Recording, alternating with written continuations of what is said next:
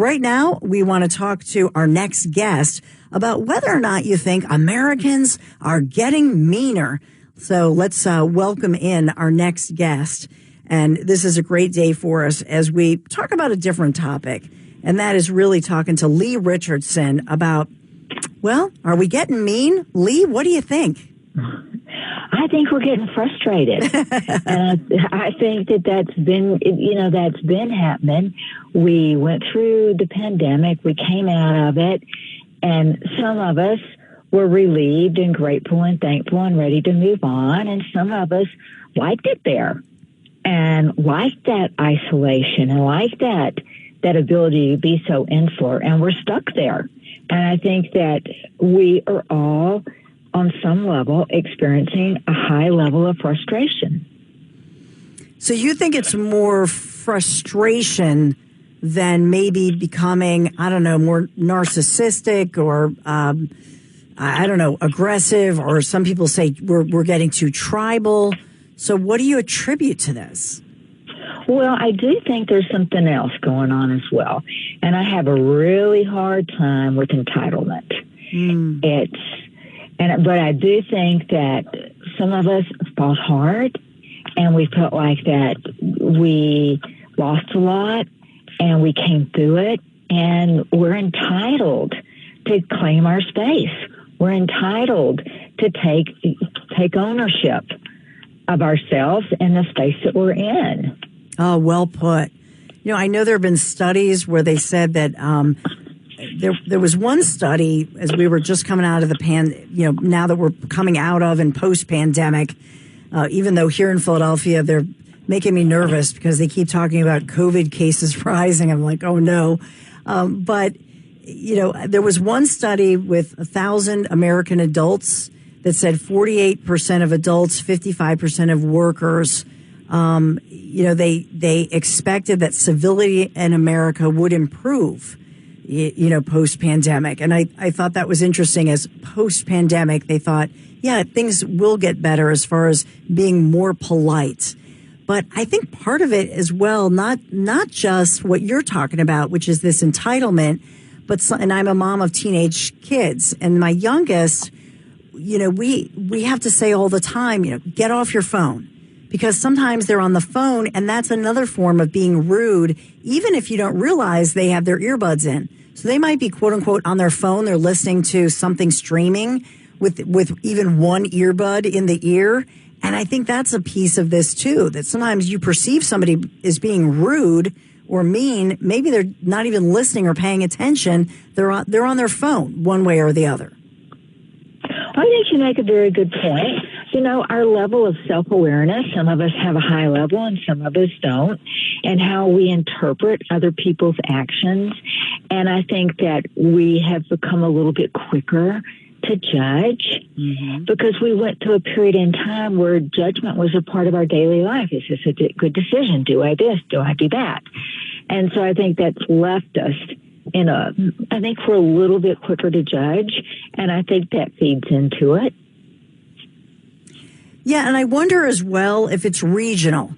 So, and I've lived in Philadelphia most of my adult life, but I've lived all over the country. When I was a kid, we just moved around a lot. So whether it was in the Midwest, lived in the South, and in North Carolina for a time when I was, age 10 to 16, I lived in North Carolina.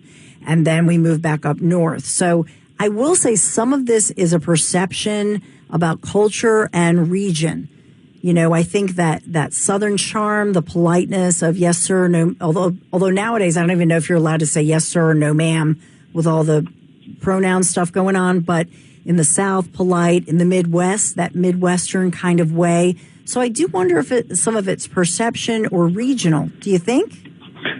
Well, I think that could play into it, but then when I look at things like road rage, and that's universal, and that is amazing to me. And I'm in Texas, and we've had North Texas has grown, and so we're like a melting pot of different cultures. But I do know my husband grew up in North Carolina, and I can remember visiting there for every summer when our kids were young and thinking, oh, there's the nicest people in the world here.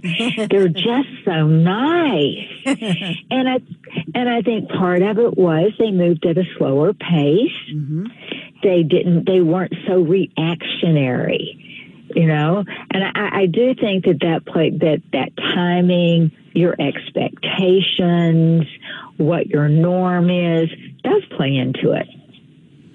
Yeah, and I know that officially you're a licensed professional counselor and the founder of the Brain Performance Center. So as far as counseling goes, do you advise people to, if they're feeling some of the level of frustration, no matter what that is, whether it's frustration because of, for example, Leigh, here in Philadelphia, the shutdowns, I do talk to people who say, we shut down, we had to shut down our business because of the mandates and we lost so much, or we closed our business and we did an early retirement, that sort of thing, whether it's the pandemic related or the other issues, even the divisive, politics of the day. What do you think about somebody who might have a stigma about going to any kind of counseling? What would you say to that? Well, that stigma is huge. That stigma is an elephant. And I've been eating that elephant one bite at a time for a long time. And what I tell people is you have to think of your mental health. It's your brain. Your brain is an organ just like your heart. Mm-hmm. And if you think there's something wrong with your heart, you are on it. You have got an appointment made with a cardiologist and your utmost attention. If something's wrong with your brain, oh man, I just don't know if I can go to work today. I just don't know. Suck it up, buttercup. Let's go. I mean, we address it in the most inappropriate way with nasty conversations with ourselves. And we've got to realize the heart and the brain are organs, just like the skin is an organ. And you've got to think of your brain as taking care of yourself. As we get older, I'm probably one of the worst. I've got my morning routine for my skin. I've got my evening routine for my skin. Do we ever think about our brain? Do we ever stop and do our evening gratefulness, maybe our morning meditation or journal? Or those are things that I use to balance my mental health, but there's hundreds, of others. And I think that we've just, as a society, I'm finishing a PhD in February, and I'm getting that PhD because I want to create social change around brain health. It is okay to not be okay. It's just not okay to do nothing about it. Oh, I love it. And this, my goodness, your PhD and your speaking out is so timely as we speak with Leigh Richardson, because post-pandemic, there are reports every single day that I'm talking about. For example, one of the latest is that 3 influential groups of pediatricians and emergency medicine providers are just publicly, pleading. This is just this morning that I had seen this story, and really a plea from these groups saying they need more support, more resources because of the number of especially children and teenagers with major mental health concerns that are overwhelming emergency departments, and that's across the country. And so we need to have the conversation, not just for the adults, but for the kids and the teens, especially post-pandemic. Absolutely. And this is a true statistic. Before the pandemic, 1 out of 4 suffered from either mental health or a substance abuse problem. That's pre-pandemic. Think about what that is now. The first year of the pandemic, they report that depression and anxiety went up 25%. So is a piece of this, from your level of expertise and knowing this, and you've got the so-called boots on the ground. You're on the front lines of this, Leigh. Is a piece of this level of hopelessness or self-harm issues, sadness, disappointment, frustration, is a piece of this because people are so much on social media, and during the pandemic, we're going to that phone or going to that computer, and it became a a piece of all of our lives, even for work, because a lot of people were Zooming. And so do you think this is in part driven by the social media?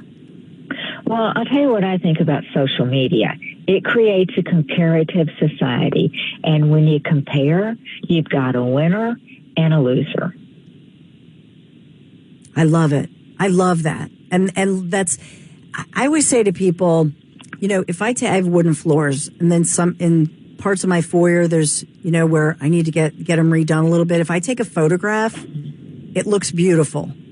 If somebody takes a photograph of an event, like, oh, we're here and their life looks so great, it's because in that snapshot, they're making it look like the best thing ever. And you're not seeing all the warts and bumps, is my point. But sometimes I think if you're home and you're not invited to whatever your friends or whatever it was that you couldn't go to, I do think sometimes social media has that impact. You think, oh, I missed that. Look at that. It looks amazing. Well, not so much. It really wasn't that amazing. Like sometimes I want people to be like, yeah, it was fun. It was great to be there. But you know what? It wasn't that great. And you never see that because people always want to make it look like, oh my gosh, this was the best thing ever. And so when you think about that and somebody's already having some loneliness issues, or especially if it's a teenager or a kid and they missed out on something, I think it just supersizes all of that emotion. I agree with you. And I think that, we always find what we're looking for. So if we get on our social media and we're looking for the latest and the greatest and the best, we're going to find it. But then when we start that self-comparison, that's where the negativity comes in. What do you mentioned road rage, and that's a huge problem here and across the country. We hear about it all of the time, unfortunately, to the point I don't even know what my horn sounds like on my Honda Odyssey minivan. I will not honk at anyone because of that road rage element that I think if somebody's driving a little aggressively around me, I'm pulling over and just letting them pass, because you never know if somebody's going to throw something at you, God forbid, shoot at your vehicle. It's happening more and more. It absolutely is. And I think your strategy is a very smart strategy. Let it go. Ask yourself, was it really that big a deal that they pulled in front of me? No. So always stop and ask, is it really that big a deal? Because really, it's not. And the consequences, to me, it's not worth facing the consequences. Yeah, and Leigh, I love your story that you became a brain health coach and a consultant because of a personal situation. Your motivation as a mom, because your son had suffered a brain injury or a traumatic head injury. Can you talk about that and how this all began for you, and in this journey, what you've learned, the lessons learned? Absolutely. And when my boys are now 35, so I'm going to go ahead and date myself. When they were in second grade, I have twins. One got hit by a car and the other one actually watched it. Didn't know who I was more worried about, but we got through it. We went to the emergency room and he never even lost consciousness. Went to the ER and they said, if this doesn't happen, it's all good. So we're all good until fifth grade comes along.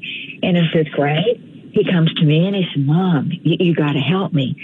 Oh, honey, fifth grade's a really hard year. And he said, Mom, you're not listening to me. And I said, you're right. I'm not. So I sat down and he goes on for like 15 minutes. And I'm like, he's got this figured out. So I listen until he has nothing else to say. And I'm like, so you've got this figured out? And he says, yeah, I do. Well, tell me. He's like, well, I've decided I have ADHD. At this point in time, I've never heard of it. I'm running a human resource consulting firm that I owned. And I'm like, well, I don't know what that is. How did you figure that out? And he's like, I got on the internet. And, oh, my God, not the internet. But I said, okay, I got this. And I went to the school and I talked to a counselor. And the counselor said, your kid doesn't have ADHD. Your kid's never failed anything. Your kid's never been a behavior problem. Your kid's lazy. And I said, okay, my kid wants me to help him. What can I do? And she said, put him on Ritalin. I said, so there's nothing wrong with my kid, and you're telling me to give my kid speed. Why would I do that? And she said, well, that's the only thing you can do. So, out comes the mom detective looking for an answer, and I found a neurologist in Dallas that did neurofeedback and did some research, and, I thought, I think this can help him. And when I started to see him get, what I thought first was him starting to get his confidence back, and that meant more to me than any grades. But I thought, I've been in ICU, and when those twins were 2, I fell. And when I came out of ICU, they told me you've lost your sense of smell. And at the time, I was thankful. I've got to see, I've got to hear, smell, who cares? But there's more attached to a sense of smell, emotional memory, and there was more to it than I thought. So I'm there twice a week with my son, and I thought maybe this can help me get my sense of smell back. And it did. And that's when I decided, you know what? This is the greatest thing in the world. I'm doing a big career change. And in 2005, got board certified, ended up working for that neurologist. And then in 2009, started the Brain Performance Center. But I've seen, it's so amazing when you can see that when you just calm that brain down, get that brain in a regulated state, life gets so much better on an emotional level, a cognitive level, a spiritual level, the whole thing. And so, and for people who want to read more about you, I know you're the author of Turn Your Brain On to Get Your Game On, and you're as well an international speaker on this, and obviously very popular, whether it's television, you're a syndicated radio host as well.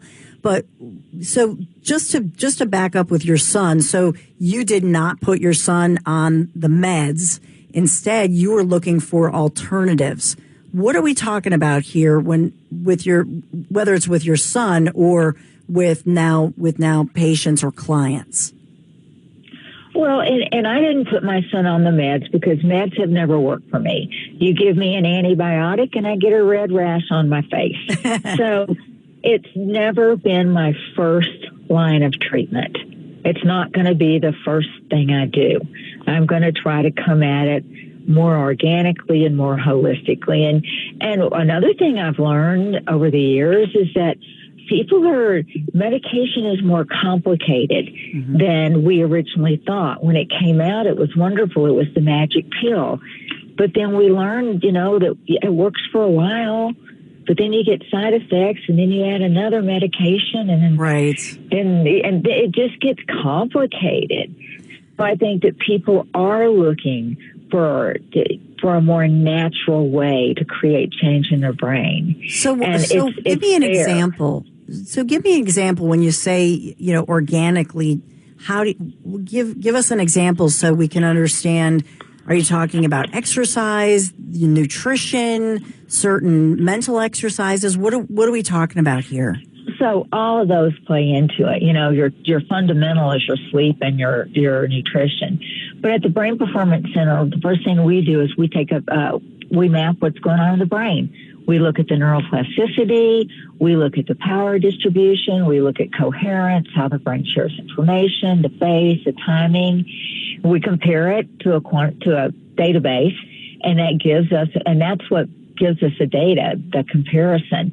It works off a bell-shaped curve. Are you one standard deviation overactivated or underactivated, all the way out to 3? And then technology is amazing.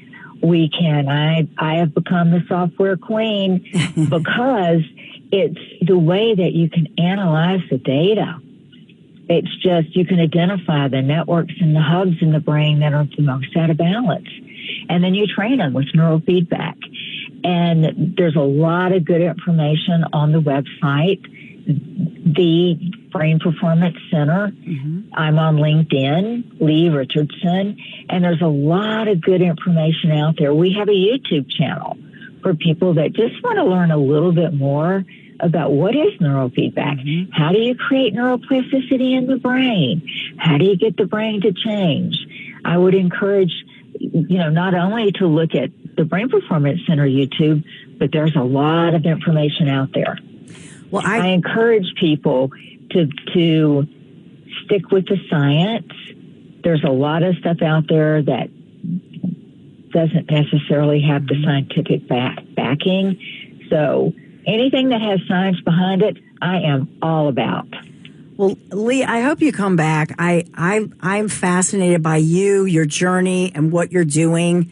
And I know so many families who right now are going through exactly what you're talking about, who have a middle school age child. The schools often will say, well, hey, your kid, there are behavioral issues, nothing horrible, but, you should put them on meds. You should put them on the Ritalin, because sometimes that's the first thing that maybe the school will say, because then you medicate the kid. And so they're sitting there. They're not quote unquote an issue. I'm not even talking about behaviorally, acting out or doing anything horrible, but I'm hearing this more and more. And so my spidey senses as a parent, much like you were saying with your kids, with your son, your spidey senses told you, your mom instinct told you, wait a minute, back up, let me look at this. And I think that's important. I think it is too. And I think that, it doesn't bring me joy to say this, but we have to advocate for our own mental and physical health. We have got to be the one that stands up and says, you know what? I tried that. It didn't work. I'm not doing it anymore. Well, Leigh Richardson, I hope this is the first time of many conversations. Thank you so much for joining me today and for enlightening us on this. Leigh Richardson, the Brain Performance Center, the author of Turn Your Brain On to Get Your Game On. Leigh, thank you so much.